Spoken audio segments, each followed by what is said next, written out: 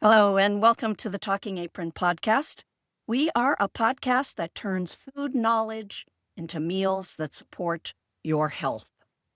Here at the Talking Apron and Kitchen Table Talk membership, we're not about cutting out foods or following strict labels. Our philosophy is veggie forward, using vegetables as the foundation for every meal, not as an afterthought. While protein often takes a center stage, the truth is fiber is what most people are missing. By focusing on vegetables for fiber and micronutrients, we nourish the gut. We reduce inflammation. We protect against or reverse type 2 diabetes while still enjoying that balance of protein, healthy fats, and flavor. Now, who am I? I'm Ann Bernardin. I'm a nutrition educator, a certified diabetes prevention coach, and a lifelong home cook. And I just happen to live with type 1 diabetes, and it has shown me just how much food choices matter. For decades, I've been helping people eat with confidence, steady their blood sugar, feel more vibrant, and enjoy food without that overwhelm of decision making. Now, each week in this podcast, we dive into some nutritional facts about different foods to give you an appreciation and also to give you choice on how foods help our health, and some practical know-how and some simple meal planning strategies and plenty of you got this, you can do this, or keep doing this. So whether you're newly interested in preventing diabetes, or you had a label of pre-diabetes at a doctor's visit, or maybe you just want to prevent diabetes and eat a little bit better and cook with purpose, you're in the right place. Now, before we go and dive right in, go ahead and go grab that cup of water, because we know good health starts with hydration. Now, today I'm tackling something that, there are so many mixed reviews about it. Nightshades are bad, lectins are fine, there are different ways to cook, and it's a mixed bag of information. So I'm bringing a little research science with some personal experience on my experience with nightshades and lectins. So first of all, what are nightshade vegetables? Tomatoes, potatoes, not sweet potatoes, bell peppers, eggplant, tomatillos, chili peppers, goji berries, and spices like paprika and cayenne. They're low in calories, but they are rich in essential nutrients and antioxidants. Now, tomatoes bring that high vitamin A and vitamin C, powerful antioxidant. Peppers, vitamin C powerhouse. Are you hearing this? Yes, vegetables are high in vitamin C. So peppers, vitamin C. Eggplant, fiber and manganese. Potatoes, with the skin, have potassium, B6, and manganese. And although potatoes are higher in the carbohydrates, like you've probably heard before. Now, all these nutrients support immune health, heart function, gut regularity because of the fiber, fullness, which is great for weight management, and even those antioxidant and metabolic benefits. Okay, so where did the shady nightshade, isn't that funny? Not really. Okay, where did this negative reputation come from? Well, nightshades come from the botanical family Solanaceae, which has toxic plants. The deadly nightshade belladonna. It breeds myth and fear, but edible species like tomatoes and potatoes only have trace amounts. And that claims of inflammation and arthritis triggers that stem from all the anecdotal stories, and a few of the elimination diets, okay, could be true, but major health experts, including the Cleveland Clinic and the Arthritis Foundation, haven't found any solid evidence that nightshade cause inflammation and worsen arthritis for people. Most people. Now, I'm not most people. So, summer 2020, we know how stressful that was. So, after having a huge garden, lots of tomatoes and peppers, that's what I was eating. 5 months later, I have an inflammation in my gut, colitis. I then followed a reduced nightshade and lectin diet. Without medication, I brought the inflammation down. Okay, so the studies say, no, it doesn't influence, but my body said, yes, it does. So I'm giving you a little bit of mix of both. Each person's body is different, which is why it's so important to treat yourself like a science experiment. You know how you feel. Now, here's the interesting piece. I now can eat all those foods. Yes, I can. I eat peppers. I eat tomatoes. I eat eggplant. I don't eat too many potatoes because of the high carbohydrate. But once I had a fiber-forward diet, those other vegetables, nightshades, didn't bother me because I'm healing my gut through fiber. And I'm not on medication, don't need to be on medication for my colitis. I don't. Now, different from, okay, there are two different types of colitis. I have the small inflammation, okay? So that's what they say in regards to the research on the belladonna, the poison. It causes inflammation, bad for you. But a few mouse studies suggest that certain nightshade compounds may injure the gut lining. Okay, here we go. Could it have influenced my gut lining? Could it have been the combination of the stress of that horrible year? But the newer research indicates that some nightshades, like purple potatoes and goji berries, might actually reduce the inflammation and improve gut health. All right, now we're going back and forth. Again, try. That's what my recommendation is.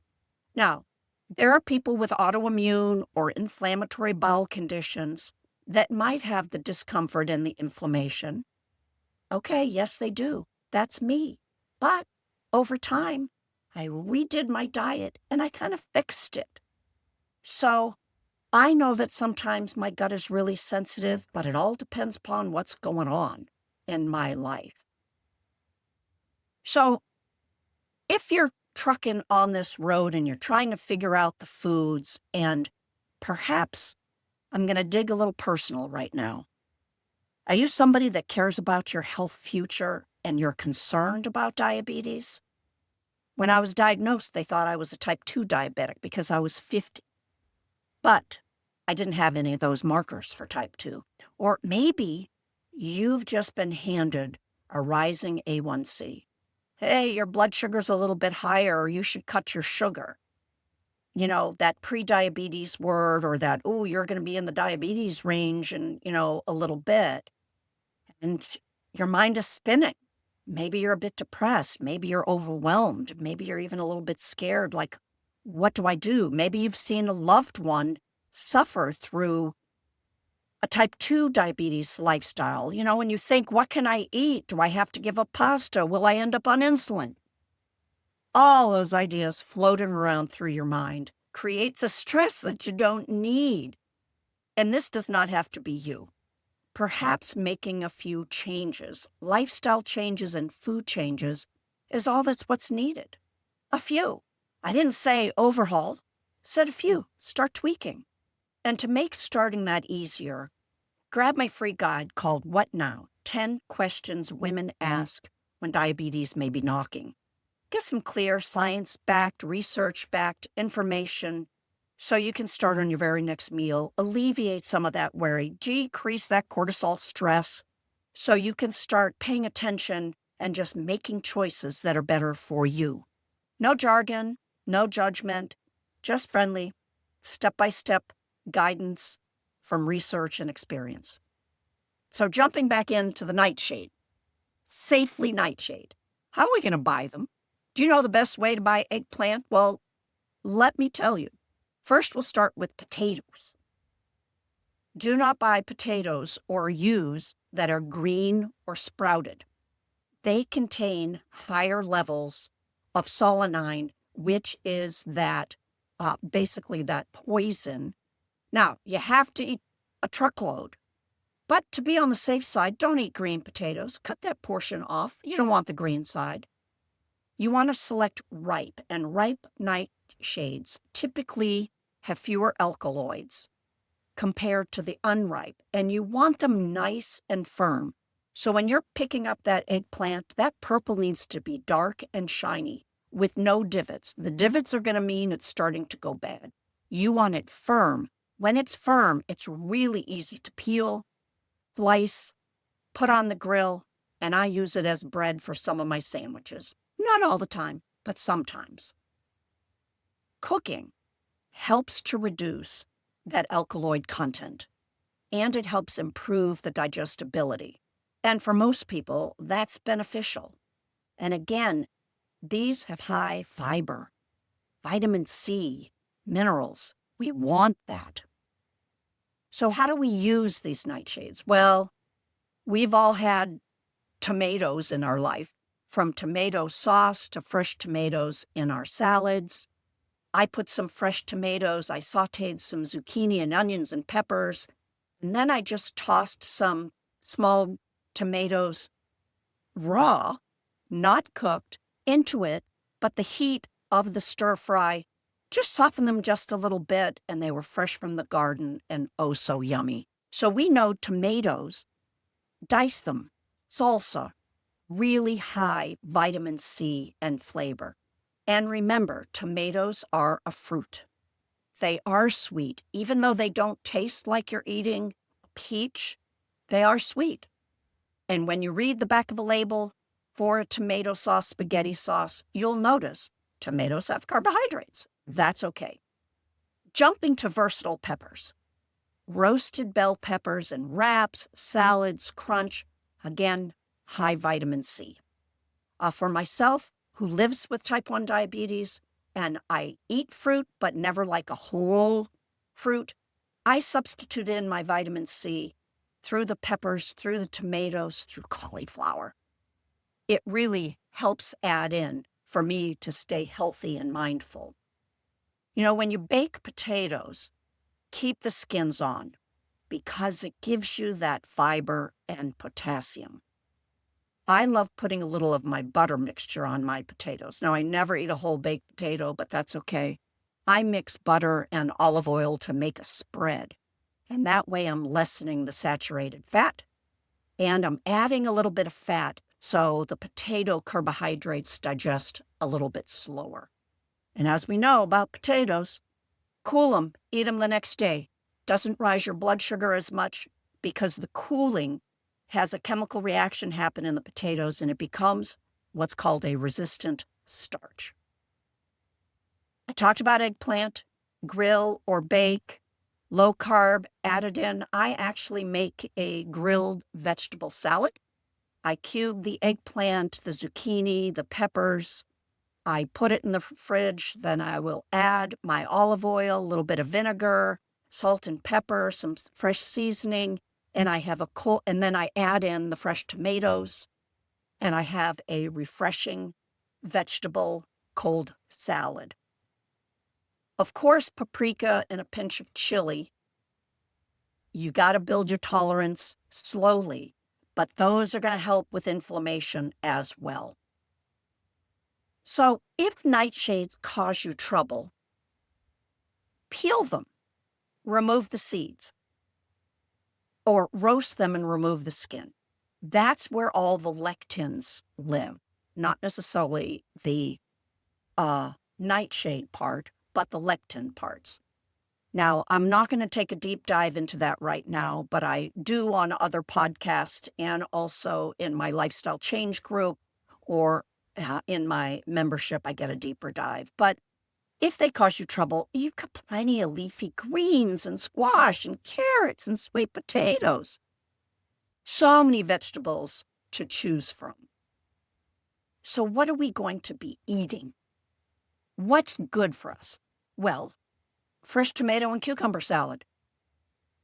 It helps us because it's low carbohydrate. Cucumbers are full of water and crunch, almost no carbs. And then giving it that olive oil, it's great because vitamin A in the tomatoes, which helps for our eyesight, needs an oil. It's fat soluble, so you need to have a little bit of olive oil. Don't think, oh, I'm being so good, I'm not putting olive oil. No. You need a little bit. Helps absorb those rich micronutrients that are in our plants. So real easy to make a recipe. 2 tomatoes, 1 cucumber, a quarter of a red onion, 2 tablespoons of olive oil, vinegar or lemon juice, and add those fresh herbs, whether you want parsley or dill, add a little salt and pepper, a nice, refreshing salad. Now remember, if you've got the non-waxed cucumbers, keep the skin on. I love those baby cucumbers because it gives extra fiber, which slows down digestion, which slows down that glucose rise. Now, have you ever made hummus yourself? Roasted bell pepper hummus? Specifically, I love the red, yellow, and orange bell peppers.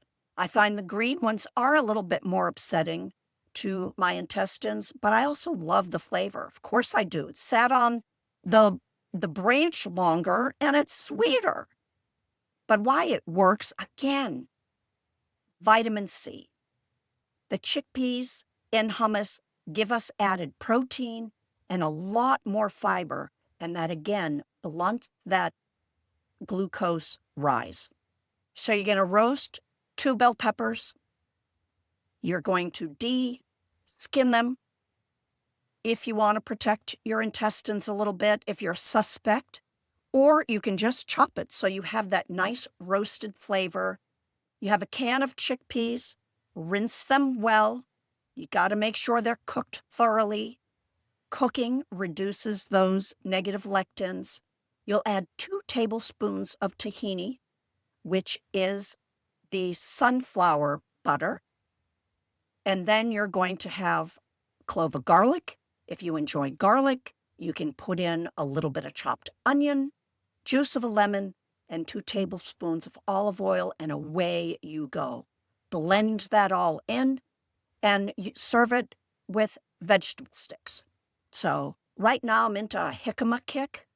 I slice those up, I put them in sticks, I'm ready to go for my raw vegetables, snacking in the afternoon, etc. How about some grilled eggplant with yogurt sauce? Does that sound tasty to you for a good snack? Again, eggplant is a low carbohydrate, high fiber. It fills you up. It's good for side or a meat substitute because it is filling. It's not a good meat substitute because it is not high protein. You've got to mix in other things. And the yogurt is where we get the extra protein. Specifically, choose your Greek yogurt. It's 1 medium eggplant sliced.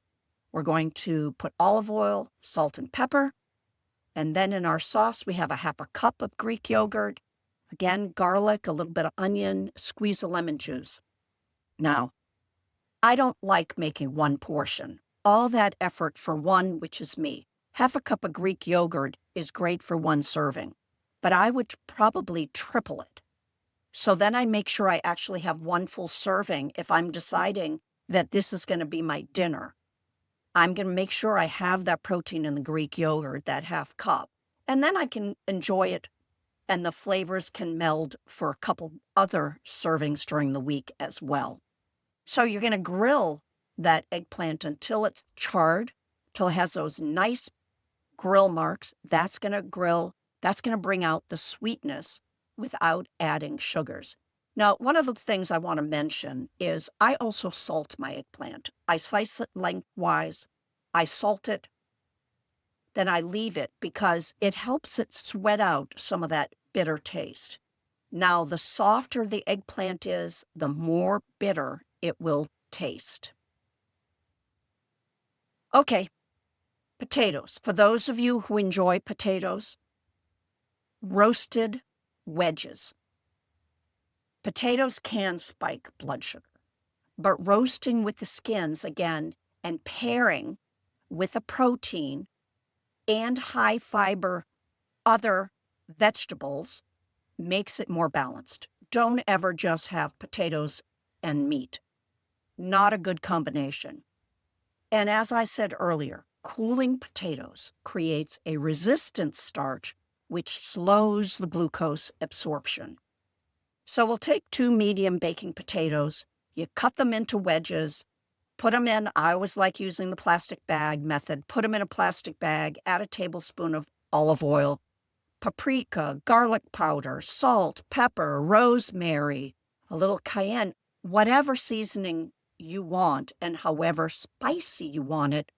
Then I do the shake up, blow the bag up like a balloon, toss it all around, and bake. 400 for about 20 minutes. I do go in and turn at the 10-minute mark. And the last thing we're going to talk about is a spicy tomato and pepper shakshuka. And this is, again, it's fiber rich with the tomatoes. It has eggs for protein, and it's a 1-pan meal. Onion, red pepper, 3 tomatoes, or you can use a can of diced tomatoes, just watch the salt. 2 cloves of garlic, again, spices, paprika, cumin, black pepper, and then 3 to 4 eggs. Now, eggs, 7 grams of protein each. So if you're replacing a meal for your protein, see, I don't just talk about veggies, I talk about protein too. Figure 3 eggs is 21 grams of carbs. 21 grams of protein. So always think, if you're replacing protein at a meal, that you can't just have 1 egg, not enough. What we're going to do is we're going to saute that onion and pepper. We're going to add in the tomatoes and the spices. We're going to simmer. We're going to simmer to reduce that water content, constantly stirring until it comes it's not going to be like a sauce, but it'll be close. Then we're going to crack our eggs on top and we're going to cover. And the steam is going to cook, and it's like having a sunny side up egg, but it is cooked. And you can take a look to see, is it going to be runny, or do you want it a solid boiled, like a boiled egg, solidly cooked egg. And then you can serve this with a side of greens like spinach or kale instead of bread for more carbohydrate control. So, as we're thinking about this and getting ready to close this podcast out, nightshades and lectins have that toxicity. It's real in some plants. It's extremely rare from the edible nightshades. You'd have to eat huge amounts, like 20 pounds of potatoes. Now, many brands and social media channels, they do exaggerate the nightshade risks. But I have that personal experience. It did cause inflammation because I was eating so much of it. So again, I'm going to say balance. Balance. Look at your whole lifestyle. If you have or think you have some type of inflammation going on in your body, just be fiber and plant forward. Heal that gut so then you can enjoy all vegetables. And as I said, those are kind of sensitivities. Well, that's it for today's kitchen chat. And remember that every healthy and balanced plate is a small step in the right direction towards your future healthy self. And you only need to make one change at a time. Not one change a year, but one change at a time. You don't need to overhaul everything. Even if you think you're in the middle of a crisis, it took time for you to get there. You have a little time to decrease it. So if you feel you've gained a little insight, please feel free to share this episode with a friend who may be needing a little bit of a nudge in a healthier direction. Leave a review so more women can find and choose to start eating healthier. So until next time, I'm cheering you on. And remember, you're going to find the link to that free guide in the description of this podcast or on the website, www.thetalkingapron.com. Bye for now.